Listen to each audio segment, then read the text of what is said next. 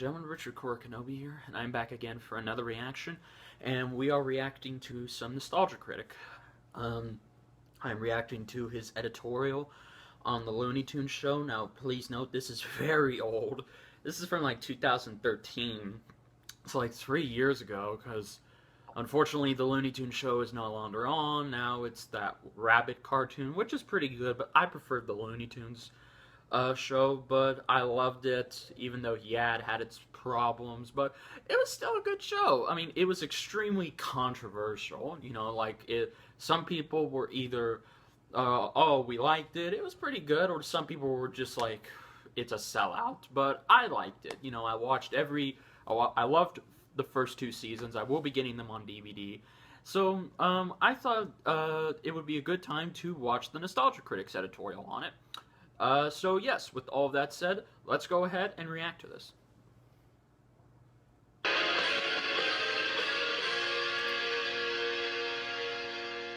Hello, I'm the Nostalgia Critic guy, remembered so you don't have to. The new Looney Tunes show, good or bad? There's been a lot of variations of the classic Looney Tunes characters over the years, but this latest reincarnation has caused the most controversy. And when I say controversy, I mean geeks complaining about on message boards. Hell, there's probably people out there that actually make videos about it. With that said, this rendition seems to have the most audiences split. The reason mostly centering around the Looney Tunes being domesticated. They're not loony anymore, as some say. It's mostly dialogue with not enough slapstick and too many changes made to the Looney Tunes personas. Being a die-hard Looney Tunes fan myself, I felt it only fair to throw in my 2 cents. And in my opinion, I think it's funny. Undeniably flawed, but still very funny. Absolutely. I personally enjoy it because the focus is kept on what made the Looney Tunes hilarious to begin with, the Looney Tunes personalities. Yes. People forget that a lot of Looney Tunes cartoons didn't have as much slapstick as you would think. It actually was a lot of talking. Yes. Take the most famous examples with Elmer, Bugs, and Daffy. Most of it technically is just standing around discussing who the slapstick should happen to. And only once in a while did the slapstick actually happen. This is why many say the Warner Brothers cartoons were more adult humor, where Disney cartoons were more childish humor. Theirs definitely had more motion and action, but focused less on developing the jokes. Now keep in mind also that these original cartoons were usually about 7 minutes long. Yeah. TV shows nowadays are at least triple that time, Yeah. so everything has to be expanded, including the dialogue. Absolutely. And with that said, the slapstick is still there. It just has to be proportionate to the time given, or else it'll be overused. But that's not the only complaint. Another one is that they're too domesticated. Bugs and Daffy live in suburbia and focus more on the problems that a Seinfeld episode would focus on rather than a Looney Tunes short. Yeah. Well, in many respects, I think Seinfeld is kind of similar to Looney Tunes. Oh my god. Isn't Jerry very similar to Bugs, or Yeah. George very similar to Daffy? Yeah. Hell, even the visual humor and harebrained schemes of Kramer seem very similar to the Coyote. Oh my god. So I think it's a very welcome comparison. Yeah. And in many respects, Looney Tunes actually has a bigger advantage because it's animated. Therefore, it can go even further with its humor. For example, there's an episode where Lola invites Bugs to be in her family portrait. But when Bugs chips a tooth, she wants to selfishly leave him out, despite Bugs being more determined than ever to now want to be in it, just out of spite. Now that's very Seinfeld. But the fact that they go so far as to have a car chase with a coach and carriage, an explosion, and a fall off a cliff resulting in all of them getting a chipped tooth for the portrait, that's Looney Tunes. Yeah. So in many respects, it is a similar setup, but they can have even more fun and creativity with their jokes. Because, simply put, there's no boundaries. I guess another reason it works for me is because I believe that, while truly great characters don't change over time, environments do. And if Looney Tunes still wants to speak to both an adult and a kid audience, the characters can stay the same, but it has to evolve with the rest of the world. Changes have to be made. And I think many of us know how most people react to change nowadays. I don't want change! I don't want change! From his review of Oz, Great and Powerful. But as long as the environments create comedic possibilities for their personalities to work off of, I'm all for it. It's true some of the characters have been changed around, but again, I think it's for the better. Bugs is just as much the everyman now as he was in the past because the show acknowledges people's weaknesses of modern day and their clever solutions of modern day. By having him more fragile and actually able to lose, it makes him more identifiable, as well as much more appreciative when he actually does win. If he always won, it would become boring. Even the original cartoons had to mix it up once in a while, and Bugs always had to show some weakness as he had to get into a predicament that he had to get out of. Thus, we're all the more interested in how he'll use his cool and wit to deal with the situation when we know it can just as easily backfire. Daffy is still just as selfish and diabolical as ever. Porky still seems to be the optimistic pawn in everybody's plan. And then we have Lola. Oh, Jesus, sweet hippity-hoppity Christ!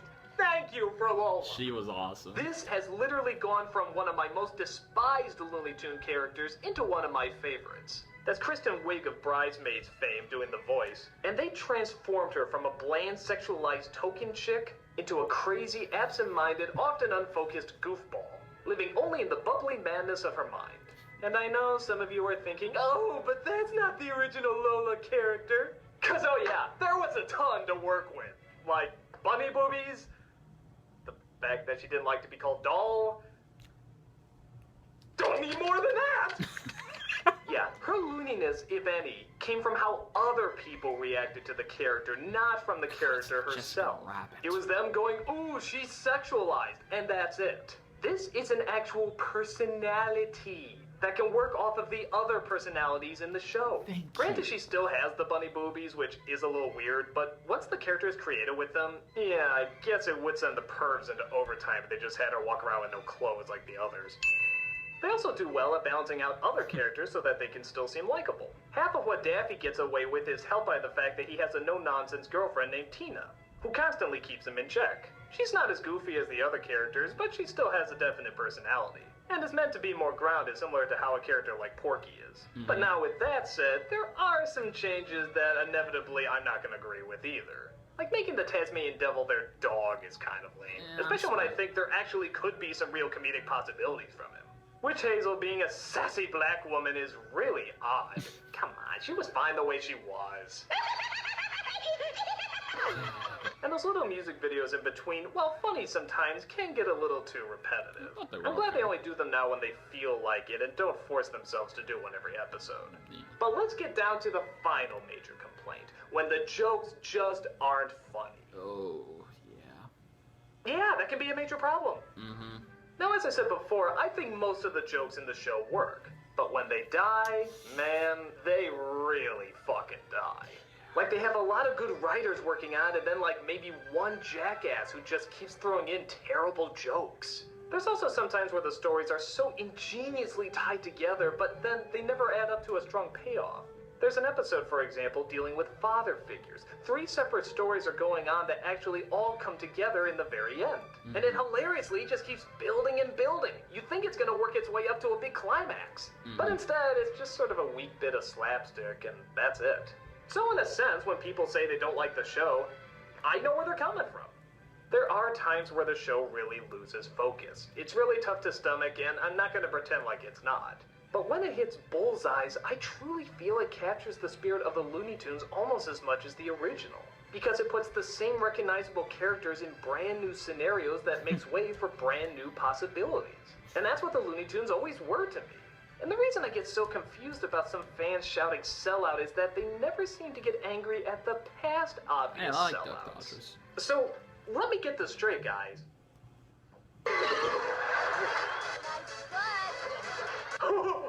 That's funny! 3 little mates from school, are we? Heard of the Okay, I schoolgirl like can't that. be. That's funny! She's fly. What's that? Guilty Bet pleasure. she's lighter than air. That's funny! That time I did hit an oil track. Get through this. I know, I've been there. But I'm not there anymore. Woo! See what happens when you people don't let me read your mail? The Looney Tunes are dead. I'm sorry, Warner Brothers, you flew too close to the sun. Some renditions I didn't include because they got the proper response they deserved. Lunatics Unleashed was despised, and Back in Action got an overwhelming reaction of... But people still seem split about the new animated series. Die Hard split. If you don't like it because you feel there aren't enough funny jokes and sometimes it goes a little too far or not far enough, I understand, and completely sympathize with your judgment. But if you're just gonna hate because something is different, I kindly ask that you go to that corner of the internet that remembers your utopian time period that never existed. And if you're like me, where you see both the good and the bad with the show, allow me to point out the top 10 best episodes so you can avoid the duds. Okay.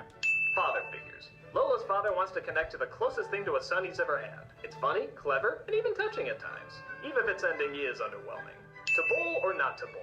Daffy joins a bowling team but has to be told that he's the only bad player, in the middle of the big tournament.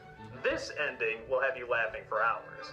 Eligible bachelors. Bugs and Lola take a tour to France while Granny gives a tour de force, with a story about how she was a kick-ass spy in World War II. Yeah. That's actually kind of gripping at times. The Float. This might be Daffy at his cruelest, and it's fascinating to see just how despicable we can take this character before we want to kill him. Some might see it as going too far, but I think it's pretty damn funny. Members only. The first appearance of Lola adds the perfect introduction. Again, has sort of a weak ending, but it's still a Lola-centered episode, and to me, those rarely fail. Right. Double date. Daffy wants to impress his new girlfriend, Tina, so he asks Lola for advice, not realizing Lola falls for her own techniques and becomes obsessed with Daffy herself. Another great stalker episode from our favorite crazy. You've got hate mail. Daffy learns from Tina that he can let out steam by writing an angry email and then deleting it. So Daffy writes an angry email to everybody he knows, but accidentally sends it out. The reactions are mostly what you think. This one has lots of laughs, a surprisingly warm ending, and maybe the funniest design of Yosemite Sam you'll ever see. I won't ruin it for you here, but it's worth checking out. Rebel Without a Glove. Bugs loses his trademark glove, so he wears a pair of biker gloves instead, altering his entire personality as well as scaring the crap out of the people around him. This is not only as funny as it sounds, but we also get some fascinating insight into Daffy's psyche. For example, what is the story with that white thing on his neck? Yeah. Again, I won't give away the answer. The DMV. What can I say? They do every hilarious joke you could do with these characters being at the most miserable place on Earth. The comedy writes itself, and most of them hit head on.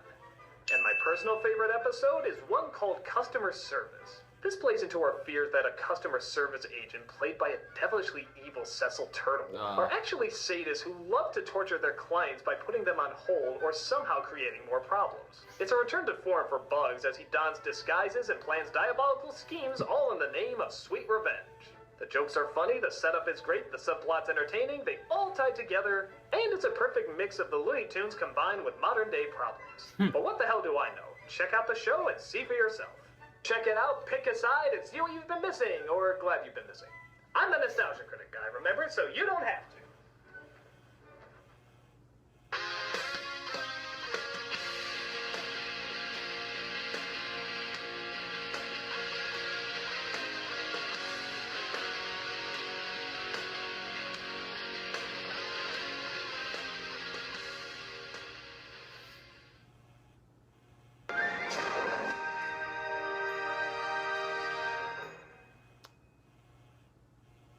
Alright, so that was my reaction to his Looney Tunes show editorial. I still love the show. I am marathoning it.